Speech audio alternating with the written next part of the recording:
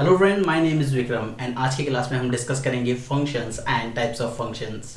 So without wasting time let's start. First is one one function. One one function इसे हम injection भी बोलते हैं, इसे हम इंजेक्टिव भी बोलते हैं। अ फंक्शन एफ, देखिए मैंने बहुत बारीक से बारीक, बहुत छोटे से छोटा चीज मैंने लास्ट वीडियो में कवर किया है। आप उन दोनों वीडियोस को एक बार देख के अपना पूरा बेसिक स्ट्रॉन्ग कर लीजिए, जिसमें सेट, सबसेट और कोई भी सिंबल हम यूज में लेंगे आगे इन वीडियोस में, वो सब मैंने अच्छे से डिस्क्राइब किया है। तो अगर आपने लास्ट वीडियो नहीं देखा है तो पहले उस वीडियो को देख लीजिए, जिससे आगे आपको प्रॉब्लम नहीं हो। अब यहाँ देखिए इसे पढ़ते किस तरह से हैं। A function F from A to B is said to be 1 1 if no two elements of A have the same image, that is if no two elements of A are mapped to the same elements of B। आपको क्या ध्यान रखना है, मैं बहुत दो words बता रहा हूँ, इंपॉर्टेंट ध्यान रखना। इसे हम मान लेते हैं इनपुट और इसे हम मान लेते हैं आउटपुट। क्लियर? तो आपको क्या ध्यान रखना है कि दो इनपुट का एक आउटपुट नहीं होना चाहिए। क्लियर? दो इनपुट का एक आउटपुट नहीं होना चाहिए। आप यहाँ देख सकते हो ए का आउटपुट है 1, बी का आउटपुट है 2, 3, सी का आउटपुट है 3, डी का आउटपुट है 4 एंड ई का आउटपुट है 5। क्लियर? तो देखिए जितने इनपुट हैं सबके अलग अलग आउटपुट है, किसी का भी सेम इनपुट नहीं है।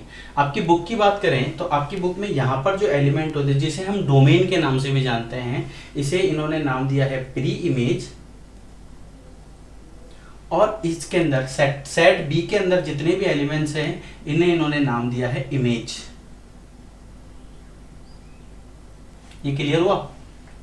तो ये एक फंक्शन है वन वन फंक्शन। अब F2 की बात करते हैं। F2 में आप क्या देखते हो, A का आउटपुट कितना है 2, B का आउटपुट कितना है 1, C का आउटपुट कितना है 3, D का आउटपुट कितना है 5 और E का आउटपुट कितना है 3।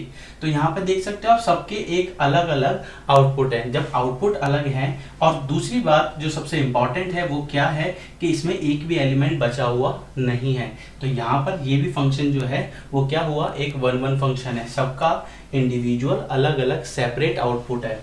यहाँ हम बात करें, यहाँ हम देखिए आपको क्या देखना है कि किसी भी बी के अंदर कोई भी ऐसा एलिमेंट है जिस पर डबल एरो आ रहा है। तो आप इसमें देखिए, ये आपके पास हम मान लेते हैं F3, ये A और ये B। इसमें देखिए A का आउटपुट 2, B का आउटपुट 2, C का आउटपुट 4, D का आउटपुट भी 2। देखो 2 दो बार आ रहा है। क्लियर? तो आप डायरेक्ट बोल दो कि ये वन वन फंक्शन नहीं है, नॉट वन वन फंक्शन। ठीक है? और सबसे इंपॉर्टेंट बात, जो एक और बात आपको ध्यान रखनी है, अगर कोई फंक्शन वन वन नहीं होता है तो आपको डायरेक्ट याद रखना है कि वो मैनी वन फंक्शन होता है। क्लियर? मैं उम्मीद करता हूँ आपको ये समझ आया होगा। ये पोर्शन भी बहुत इंपॉर्टेंट पोर्शन है, मैक्सिमम स्टूडेंट इसे मिस कर देते हैं। मैं नहीं चाहता कि क्वेश्चन किसी भी फॉर्मेट में आ जाए और आप उसे छोड़ें। अगर आपने चैप्टर पढ़ा है तो आपको वो क्वेश्चन आना चाहिए। देखिए, if function a to b is 1 1, then number of element in a is always less than equal to number of element in b. Let a and b be two finite sets such that number of element in a is p and number of element in b is q. Then number of 1 1 function from a to b. Number of one one function from A to B. अब इसमें दो case है। कौन कौन सा? पहला case है अगर number of element in P is greater than number of element in Q, यानी पी में जितने एलिमेंट है वो ज्यादा हुए क्यू से, तो उसका आंसर डायरेक्ट होगा 0। और अगर नंबर ऑफ एलिमेंट जो है वो पी में कम हुए या बराबर हुए क्यू से, तो उस केस के अंदर हम ये फॉर्मूला अप्लाई करेंगे। क्लियर? नेक्स्ट है let A be any finite set having p elements, then number of 1 1 functions from A to A। ध्यान रखना A to A, तो उसका फॉर्मूला है p फैक्टोरियल। क्लियर? ये जो सिंबल है ये फैक्टोरियल का है। उम्मीद करता हूँ आपने 11th क्लास में पढ़ा होगा। अब देखिए यहाँ मैंने दो क्वेश्चन लिए हैं। Let a equal to 1 2, how many 1 1 possible from 1 a to A। तो देखिए a to A का कितना होगा, p फैक्टोरियल। तो इसका आंसर कितना होगा, इसमें नंबर ऑफ एलिमेंट कितने हैं 2, तो 2 का फैक्टोरियल। और 2 का फैक्टोरियल कितना होता है 2 into 1 विच इज 2। क्लियर? ए में नंबर ऑफ एलिमेंट 3 है और बी में नंबर ऑफ एलिमेंट 3 है, right. Total number of one functions from set A to set B. ध्यान रखना यहाँ पर दो अलग अलग सेट है। अब देखिए जब भी सेम होता है ये नंबर ऑफ वन फंक्शन, कब? जब number of element in P and number of element in Q ये दोनों जब इक्वल होते हैं तो हम ये फॉर्मूला काम में लेते हैं। तो Q देखिए P की वैल्यू कितनी है 3 और Q की वैल्यू कितनी है 3। क्लियर? इसमें पुट कर दीजिए। तो जब आप पुट करोगे तो 3 factorial divided by 3 minus 3 factorial, 3 factorial divided by 0 factorial. 0 factorial हमेशा 1 होता है, तो 3 मल्टीप्लाई बाय 2 बाय 1 और इसको मैं 1 ही लिख देता हूँ, 3 2 जा 6, तो 6 इसका आंसर होगा। ठीक है, इसे आप नोट कर लीजिए, इंपॉर्टेंट पार्ट है और ये बोर्ड के एग्जाम में भी पूछा गया है, कंपटीशन एग्जाम में भी पूछा गया है। तो देखिए ऑन टू फंक्शन को हम सर्जेक्शन भी बोलते हैं और सर्जेक्टिव फंक्शन भी बोलते हैं। A function f from a to b is said to be onto if range of f। अगर आपको रेंज और कोडोमेन नहीं पता है तो लेक्चर सेकेंड या थर्ड दोनों एक बार देख लीजिए, जिससे आपका बेसिक स्ट्रांग हो जाएगा। तो range of f, codomain of f, range of f equal होगी codomain of f, that is if f of a is equal to b, that is if every element in b has pre-image in a। अब देखिए इसमें जितनी ये जो elements हैं इन elements को हम बोलते हैं प्री इमेज, और ये जो एलिमेंट्स है इन एलिमेंट्स को बोला जाता है इमेज। मैथ्स में मैक्सिमम नाम अलग अलग दिए जाते हैं, जैसे मैं इनको इनपुट बोल देता हूं और इसको आउटपुट बोल देता हूं। ठीक है, तो इनपुट आउटपुट सबसे इजी रहता है, इमेज और प्री इमेज बोल सकते हो, एलिमेंट्स तो हम इनको बोलते ही हैं। अब आपको ये बताना है कि तीनों में से कौन सा फंक्शन ऑन टू है और कौन सा नहीं है। सिंपल सी लैंग्वेज में बताऊं तो बहुत सिंपल, अगर बी में कोई एलिमेंट बच जाता है जिसकी इमेज, जैसे मान लीजिए कोई भी एक एलिमेंट बच गया जिसकी प्री इमेज इसमें नहीं है, तो सिंपल सी बात है वो ऑन टू भी नहीं होगा। ऑन टू के साथ साथ मैं आपको इनटू भी बताऊंगा, जो आपको सिर्फ 1 सेकंड में पता लग जाएगा कौन सा फंक्शन इनटू है और कौन सा नहीं है। देखिए ए का आउटपुट क्या है 1, बी का आउटपुट 2, सी का आउटपुट 3, डी का आउटपुट 4। ठीक है, तो ये फंक्शन कौन सा हुआ? ये फंक्शन हुआ। अब देखिए इसमें चारों आउटपुट के 4 अलग इनपुट है। क्लियर? इनपुट भी है, तो आप बोल सकते हो कि ये सभी फंक्शन, इसमें कोई भी ऐसा एलिमेंट नहीं बचा जिसका कोई इनपुट नहीं हो, तो आप बोल सकते हो कि ये फंक्शन जो है ये एक ऑन टू का फंक्शन है। क्लियर हुआ? कमेंट सेक्शन में मुझे बताइए कि क्या ये फंक्शन 1 1 है या नहीं है।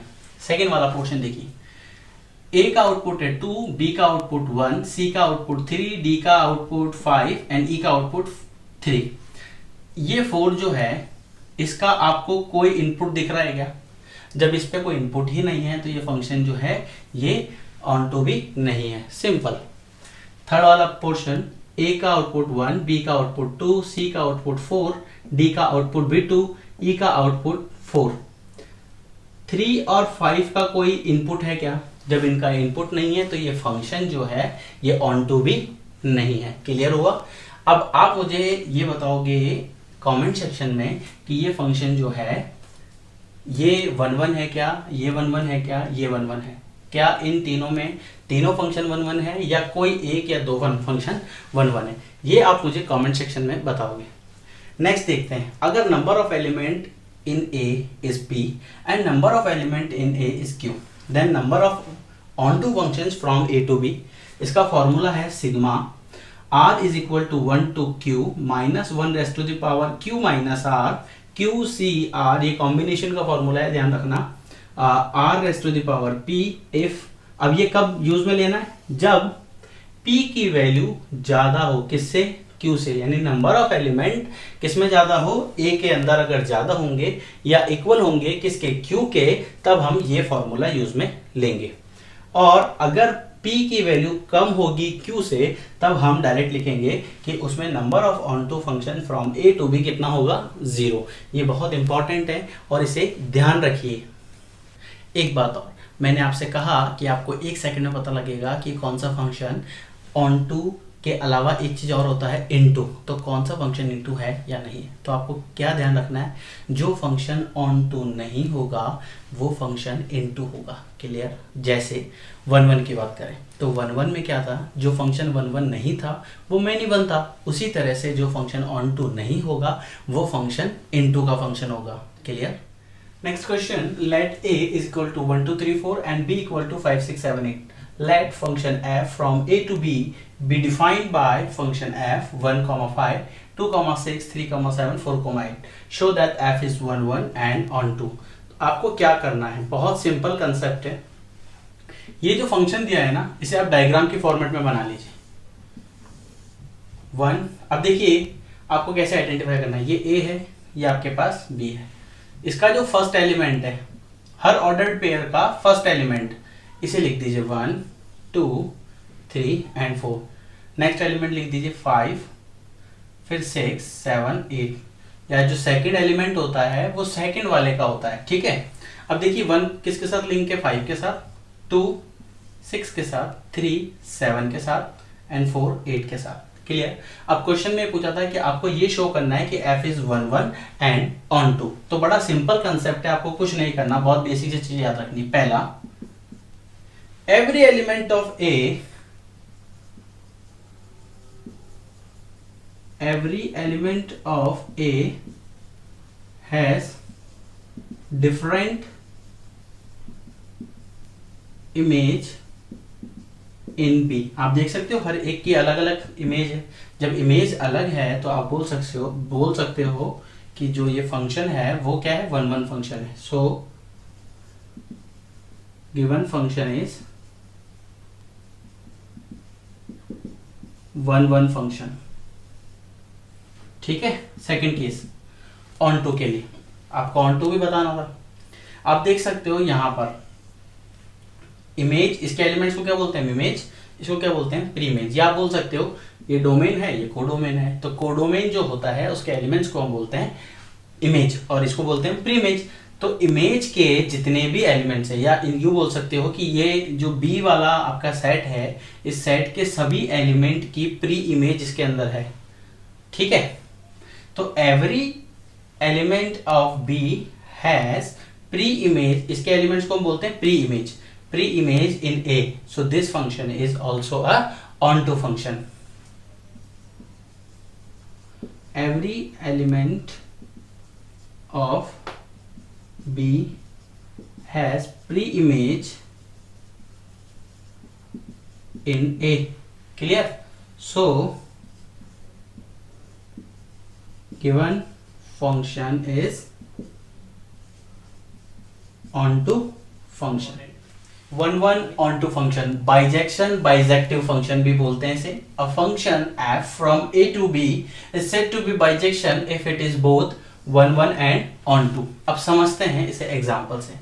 1 1 का केस हमने देखा था कि डिफरेंट इमेज होनी चाहिए। onto का केस हमने देखा था कि किसी भी सेकंड एलिमेंट, सेकंड वाला जो आपके पास सेट है उसकी प्री इमेज होनी चाहिए। अब देखिए फर्स्ट केस की अगर हम बात करें तो ए का हमारे पास आउटपुट कितना है 1, बी का आउटपुट कितना है 2, सी का आउटपुट कितना है 3 एंड डी का आउटपुट कितना है 4। तो आप यहां देख सकते हो कि ये 1 1 फंक्शन भी है, 1 1 और ऑन टू। ठीक है। तो क्या ये 1 1 फंक्शन है? बिल्कुल है, क्योंकि हर एक की डिफरेंट इमेज है। क्या ये ऑन टू फंक्शन है? तो आप देख सकते हो ऑन टू के लिए आपको क्या देखना पड़ता है कि सेकंड वाले में कोई एलिमेंट ऐसा तो नहीं है जिसके ऊपर एरो नहीं है। सिंपल सी बात। तो आप देख रहे हो सभी के ऊपर एरो है और सभी की इमेज इसमें है, तो इसका मतलब ये ऑन टू भी है। सेकंड वाले इसकी बात करते हैं F2 की। ये F2, ये A, ये B, ये F3, ये A और ये B। ठीक है। अब यहां देखो, आप देखो A की इमेज क्या है 1, B की इमेज है 2, C की इमेज है 3, D की इमेज है 2 और E की इमेज है 4।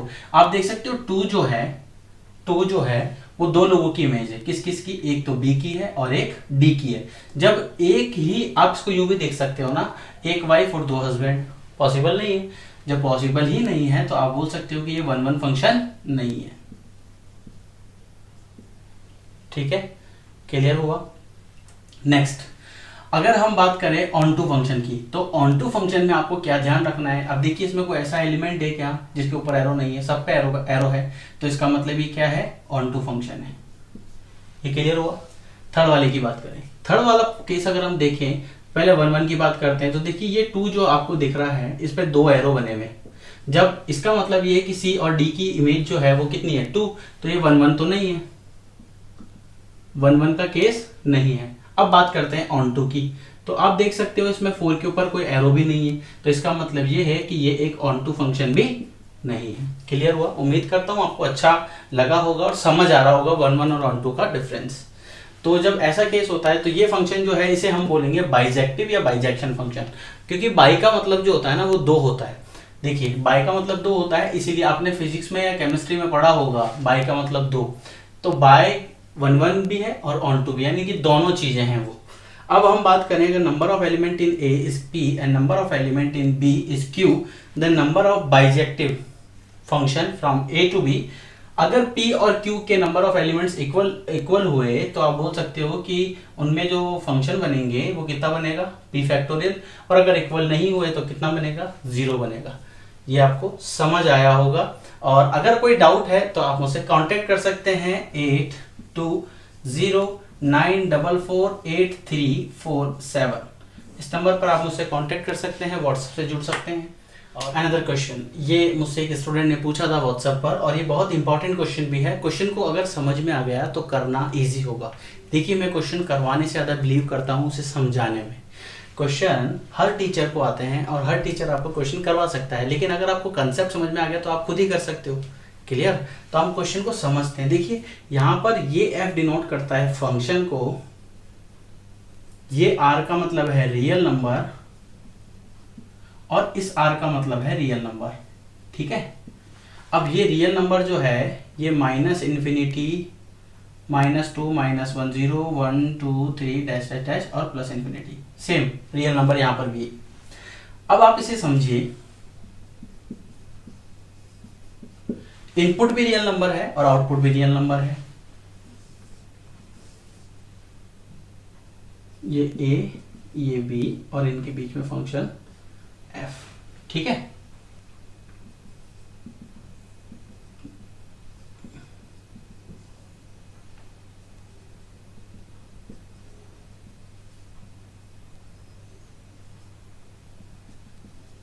क्वेश्चन को समझिए। अब आपसे पूछा गया है कि आपको ये बताना है कि ये बाइजेक्शन है क्या। बाइजेक्शन मतलब 1 1 और ऑन टू। पहले बात करते हैं हम 1 1 के केस की। ठीक है। 1 1 के केस की अगर हम बात करते हैं तो x1 और x2 बिलोंग्स टू r, दो रियल नंबर मान लेते हैं। ठीक है। क्योंकि सारे नंबर लेना पॉसिबल नहीं होता, इसलिए हम वेरिएबल के थ्रू मान लेते हैं उसे। तो x1 और x2 दोनों रियल नंबर है जो r में से बिलोंग करते हैं। ये क्लियर हुआ। अब देखिए ये जो x1 है, ये x1 इसमें से है और ये x2 इसमें से है। ठीक। अब हमारे पास जो फंक्शन है वो कितना है, f of x, तो ये x1। अब देखिए f of x1 और f of x2, x1, अब x1 हमारे पास कितना है, मॉड ऑफ x, तो ये मॉड ऑफ x1 और ये मॉड ऑफ x2। जब भी मॉड्यूलस हटता है तो प्लस माइनस का सिंबल आता है। आप देख सकते हो कि x1 के दो आउटपुट हैं, प्लस का x2 और माइनस का x2। क्लियर हुआ। मुझे एक बात बताइए, मुझे पता है आप लोग जीनियस हो, अभी हमने इतने क्वेश्चन किए हैं। 1 1 फंक्शन में क्या था कि हर एक इनपुट का एक डिफरेंट आउटपुट था, ऐसा ही कुछ था। हर एक इनपुट का एक डिफरेंट आउटपुट था, लेकिन यहां पर तो एक ही इनपुट है और इन दोनों के अलग अलग आउटपुट हैं। कहने का मतलब ये कि इन दोनों का इनपुट सेम ही है। ठीक है, इन दोनों का इनपुट सेम है, लेकिन 1 1 में क्या होता है, हर आउटपुट का इनपुट अलग होता है। ऐसा ही होता है। तो ये फंक्शन क्या है कि ये 1 1 फंक्शन नहीं है। आप इसे लिख सकते हो नॉट 1 1 फंक्शन। अब हम बात करते हैं इसके सेकंड पार्ट की। सेकंड पार्ट होता है ऑन टू। बाइजेक्शन में दोनों प्रूव करने होते हैं। ऑन टू की बात करते हैं। ऑन टू को समझिए। देखिए y जो है आउटपुट होता है और x जो है वो इनपुट है, तो y बिलोंग्स करता है रियल नंबर में से। ठीक है, ये इसका आउटपुट वाला पोर्शन, ये y है और ये पूरा x है। ठीक है। अब देखिए y, अब हमारे पास f of x था, तो f of x is equal to y, ये भी क्लियर है। अब एफ ऑफ एक्स कितना है, मॉड एक्स, ठीक है। अब y जो है वो बिलोंग्स करता है r में से, अभी हमने लिखा है यहाँ पर, ये रहा। मुझे एक बात बताइए, y जो है, y में y -1 आ रहा है ना, आ रहा है। अगर y में -1 आ रहा है तो मुझे एक बात बताइए, इस मॉड में, इस मॉड को जब मैं सॉल्व करूं तो क्या मुझे -1 मिल सकता है क्या? समझिए, x की जगह मान लीजिए मैंने 1 पुट किया, ठीक है, तो मॉड ऑफ x कितना हो जाएगा, 1, इस तरह से, ठीक है। अगर मैंने x की जगह -1 पुट किया तो ये -1, ये कितना हो जाएगा, ये भी +1। दोनों ही केस में क्या मिल रहा है मुझे, +1। लेकिन आउटपुट वाले केस के अंदर मुझे -1 है, तो -1 है इसका मतलब इसकी कोई ना कोई प्री इमेज तो होनी चाहिए, समझ रहे हो आप। अगर आउटपुट में -1 है तो इसकी कोई ना कोई प्री इमेज तो इसमें होनी चाहिए, लेकिन इसकी तो कोई प्री इमेज बनेगी नहीं। क्यों? क्योंकि मॉड्यूलस को सॉल्व करने, ऐसा कोई भी टर्म नहीं है जिसको सॉल्व करने पर मॉड्यूलस में नेगेटिव आंसर आता हो, दोनों केस में पॉजिटिव आएगा। समझ रहे हो आप कि आपके पास जो आउटपुट है वो -1 आपको कभी मिलेगा ही नहीं, ठीक। लेकिन -1 जो है वो आपके पास आउटपुट में है, तो उसका कोई इनपुट भी है ही नहीं आपके पास। जब इनपुट ही नहीं है तो ऑन टू का केस हमारे पास क्या था कि ऐसा कोई भी फंक्शन जिसमें इमेज की प्री इमेज नहीं है वो फंक्शन ऑन टू फंक्शन नहीं होगा। क्लियर हुआ था? तो ये हमारे पास एक सिंपल सा कंसेप्ट है। आप देख सकते हो कि ये फंक्शन जो है इसके अंदर ये -1 जो है आपके पास आउटपुट जो है उसका कोई इनपुट नहीं है। जब उसका कोई इनपुट नहीं है तो आप डायरेक्ट बोल सकते हो कि ये फंक्शन जो है ये एक ऑन टू फंक्शन नहीं है। नेक्स्ट टॉपिक है हमारे पास कंपोजिशन ऑफ फंक्शंस। इसमें हम फाइंड करेंगे फॉग, गॉफ, गॉग एंड फॉफ। बहुत सारे होते हैं जिन्हें आप फाइंड आउट कर सकते हो। इसे हम बॉक्स के तरीके से समझते हैं। देखिए ए बी सी 3 हमारे पास बॉक्स है। ए में हमारे पास x है, जब इसका हम फंक्शन b के साथ करते हैं तो ये f ऑफ x बन जाता है, और इस f ऑफ x का जब हम फंक्शन करते हैं g के साथ, g कोई दूसरा फंक्शन है, तब ये g of f of x बन जाता है। देखिए इसे हम पढ़ते हैं f ऑफ x, इसे हम पढ़ते हैं g of f of x। Clear हुआ? अब देखिए यहां से डायरेक्ट आप बोल सकते हो कि ये गॉफ है। अब देखिए 4 केस हैं जो इस टॉपिक से रिलेटेड हैं और सबसे ज्यादा इंपॉर्टेंट है। क्या क्या? The composition of gof exist if the range of f is subset of domain of g। अगर आपने लास्ट वीडियो नहीं देखा है तो उस वीडियो को जरूर देखिए, मैंने बहुत ब्रीफली डिस्क्राइब किया है सेट और सबसेट को। The composition of fog exist if the range of g is subset of domain of f। And the third point is it may be possible that Goff exists but fog does not exist. And the last one is Goff and fog may or may not be equal. Clear? ये अगर आपको ये समझ में नहीं आया, अगर आपको ये पोर्शन समझ में नहीं आया तो आप इसके क्वेश्चन देखिए, मैं आपको अभी समझाता हूँ इसको। मुश्किल से 1 या 2 मिनट लगेंगे, आप इसको जल्दी से खुद ही कर पाओगे। आपको क्या करना है, स्टेप्स याद रखने हैं। देखिए अगर आपको फॉग निकालना है, ठीक है, तो आपको क्या लिखना है, ये जो f है इसे आप एज इट इज लिख दीजिए f, बाद में g है ना, तो आपको क्या लिखना है, ब्रैकेट में लिखना है इस तरह से g ऑफ x। समझ में आया? समझ में आया तो लाइक जरूर कीजिएगा। g ऑफ x की वैल्यू क्या है, x स्क्वायर प्लस 6, ठीक है। अब देखो, अब इसमें यहां पर देखना, अगर ये f ऑफ x है, अगर यहां पर x है तो ये फंक्शन है पूरा। अगर इस x की जगह मैं 2 रख दूंगा तो यहाँ पर 2 आ जाएगा, इस x की जगह 3 रख दूंगा तो यहाँ 3 आ जाएगा, इस x की जगह 4 रख दूंगा तो यहाँ 4 आ जाएगा, इस x की जगह w रख दूंगा तो यहाँ w आ जाएगा। तो इस x की जगह अगर मैं x स्क्वायर प्लस 6 लिख दूंगा तो यहाँ पर जो फंक्शन है वो बन जाएगा 5x square plus 6 plus 2। Solve करोगे तो 5x स्क्वायर प्लस, इसे आप लिख सकते हो 5x स्क्वायर प्लस 32। समझ में आया? नेक्स्ट देखें, गॉफ। क्या करना है, इस g को पहले लिख दीजिए, अब ये f है, ठीक है। तो यहां पर अब देखिए f है तो आपको क्या लिखना है, f ऑफ x। क्लियर? अब आपको क्या करना है, ये g को एज इट इज लिखना है। f ऑफ x कितना है आपके पास, 5x प्लस 2, तो यहां लिख दीजिए 5x प्लस 2। क्लियर?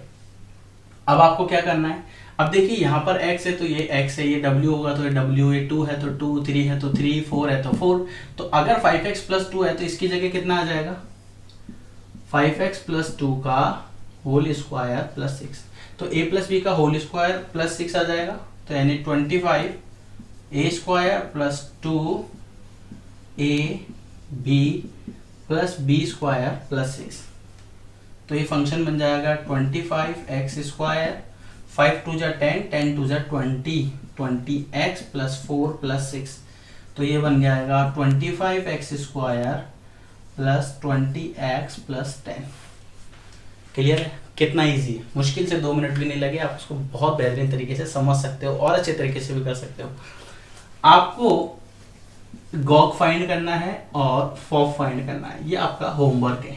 ईमानदारी से आप इस क्वेश्चन को कीजिए तो आप एग्जाम के अंदर इसे कर पाओगे। आप यकीन मानिए ये क्वेश्चन एग्जाम में बहुत बार पूछा गया है, बहुत बार। इसकी जगह साइन हो सकता है, कॉस हो सकता है, टेन हो सकता है, किसी भी फॉर्मेट में हो जाए कोई फर्क नहीं पड़ता, क्योंकि हमारे को अब क्या आता है, इसका कंसेप्ट आता है। दोनों क्वेश्चन मोस्ट इंपॉर्टेंट है, बोर्ड के क्वेश्चन है, 2010 और 2011 में आया हुआ क्वेश्चन है। दोनों क्वेश्चन बोर्ड के हैं और इम्पॉर्टेंट भी हैं। किस तरह से करना है, सेम 2 मिनट। क्या करना है, अगर आपको गॉग फाइंड करना है तो आप क्या करोगे, सबसे पहले g लिखा, फिर ब्रैकेट में लिखा f ऑफ x। ठीक, f ऑफ x की वैल्यू क्या है, sin x। तो ये आपने लिखा g, यहाँ लिख दिया आपने sin x। ठीक है, तो देखो g है, यहाँ पर x है, तो ये कितना है 5x स्क्वायर। तो ये कितना हो जाएगा, इसे मैं यहाँ लिख देता हूँ 5x की जगह कितना आ जाएगा, sin x का होल स्क्वायर, या आप इसको लिख सकते हो 5 sin स्क्वायर x। सिंपल था। देखिए इसका सेकंड पार्ट, फॉग। ये f लिखा, ये g ऑफ x लिखा। अब g ऑफ x कितना है 5x स्क्वायर, तो ये f लिखा, यहाँ लिखा 5x स्क्वायर। ठीक, अब देखिए f बाहर है ना, ये रहा f, तो x है तो यहाँ पर sin x है। अब इस x की जगह मैं लिख देता हूँ अगर 5x स्क्वायर, तो इस sin x में इस x की जगह कितना आ जाएगा 5x स्क्वायर। तो ये लिख दीजिए sin 5x स्क्वायर। हो गया सॉल्व। कितना इजी था। तो फॉग भी फाइंड कर लिया आपने और गॉफ भी फाइंड कर लिया। सेम इसी के अंदर सेम पैटर्न पे एक क्वेश्चन और है, वही फाइंड गॉफ एंड फॉग है। तो देखिए आपको अगर फॉग फाइंड करना है FOG, तो ये f लिखा, फिर ये g ऑफ x लिखा। अब f लिखा, g ऑफ x की वैल्यू कितनी है, x की पावर 1/3। ठीक, तो ये 8 एज इट इज आया, ये x की जगह आ गया x की पावर 1/3 और इस पूरे की पावर 3। ठीक है, ये 3 से तो ये 3 कैंसिल हो गया, तो कितना आ गया 8x। अगर आपको गॉफ फाइंड करना है तो क्या करना पड़ेगा, ये लिखा g, बाद में क्या है f ऑफ x लिखा। अब ये fx की वैल्यू कितनी है 8x क्यूब, तो ये g 8x क्यूब। ठीक है, आपको क्या निकालना है, गॉफ। तो देखिए g ऑफ x, तो x की जगह यहां पर ये है, तो इसकी जगह अब कितना आ जाएगा 8x क्यूब और इसकी पावर 1/3। आप देख सकते हो इस 2 को मैं लिख सकता हूं, 8 को लिख सकता हूं 2 का क्यूब और x क्यूब। ठीक है, इस पूरे को लिख सकते हैं 2x की पावर 3/3। कैंसिल हो गया, आंसर कितना आया 2x। तो आपने फॉग भी फाइंड कर लिया, गॉफ भी फाइंड कर लिया। दोनों क्वेश्चन बोर्ड के हैं और इंपॉर्टेंट है, उम्मीद करता हूं समझ आए होंगे। दोनों क्वेश्चन मोस्ट इंपॉर्टेंट है और एग्जाम में पूछा गया है। मैं वही क्वेश्चन करवा रहा हूं जो एग्जाम में पूछा गया है, ताकि अगर नेक्स्ट टाइम ये क्वेश्चन आए या इससे रिलेटेड कोई क्वेश्चन आए तो आपको प्रॉब्लम नहीं हो। देखिए f of x equal to कितना है cos x और g of x equal to दिया हुआ है 3x स्क्वायर। आपको क्या करना है, 2 क्वेश्चन पूछे हैं, फाइंड फॉग एंड गॉफ, और आपको ये भी शो करना है कि gof is not equal to fog. तो सबसे पहले हम इसे फाइंड करते हैं। देखिए गॉफ की बात करें, g लिखा, g पहले g लिख दिया, f बाद में ब्रैकेट में लिख दिया। ठीक, उम्मीद करता हूं समझ आ रहा होगा ना। f ऑफ x कितना है cos x। ठीक है, अब देखो g cos x, g x है तो यहां पर कितना है 3x स्क्वायर, तो ये जाएगा 3 और x की जगह कितना आ जाएगा cos x और इसका स्क्वायर, तो ये बन जाएगा 3 cos स्क्वायर x। ठीक है, हम नेक्स्ट बात करते हैं फॉग की। ये f आया, ये फॉग वो वाला फॉग नहीं है जो आपके चलता है। तो यहां पर ये एफ जी ऑफ एक्स कितना है 3x²। अब एफ ऑफ एक्स की बात करें तो एफ ऑफ एक्स तो ये cos x है, तो आपको क्या करना है cos को तो ऐसे एज इट इज छोड़ना है और इसकी जगह कितना लिखना है x की जगह 3x²। क्लियर हो गया। तो आपने फॉग भी फाइंड कर लिया, गॉफ भी फाइंड कर लिया। अब मेन बात आती है कि ये दोनों इक्वल नहीं है, आपको ये शो भी करना है। तो एक काम करते हैं, हम गॉफ निकाल लेते हैं 0 के ऊपर। ठीक है, तो गॉफ 0 पे निकाल के देखा हमने, गॉफ ये रहा, तो x की जगह 0 पुट कर दो, cos 0 का होल स्क्वायर। cos 0 कितना होता है 1, 1 का स्क्वायर 1, तो ये कितना है 3। फॉग की बात करते हैं, तो cos फॉग की बात करते हैं तो ये बन जाएगा cos 3 इंटू 0 और इसका होल स्क्वायर, तो ये कितना होगा 0। cos 0 की वैल्यू कितनी है 1। क्लियर हुआ। ये किस तरह से आया, देखिए इस तरह से आया, cos ये तो पूरा 0 बन गया और cos 0 की वैल्यू होती 1। तो आप देख सकते हो कि गॉफ जो है वो इक्वल नहीं है किसके, फॉग के। क्लियर है, इंपॉर्टेंट क्वेश्चन है, ध्यान रखिएगा और नोट कर लीजिए। अगर आपको वीडियो पसंद आया हो तो ऐसे स्क्वायर एलसी करना ना भूलें। Subscribe, share, like and comment. अगर आपके पास अभी समय हो तो आप हमारा रिलेशन वाला वीडियो ज़रूर देखिए। होप आपके लिए बेनिफिट हो और जितना हो सके इसे शेयर कीजिए।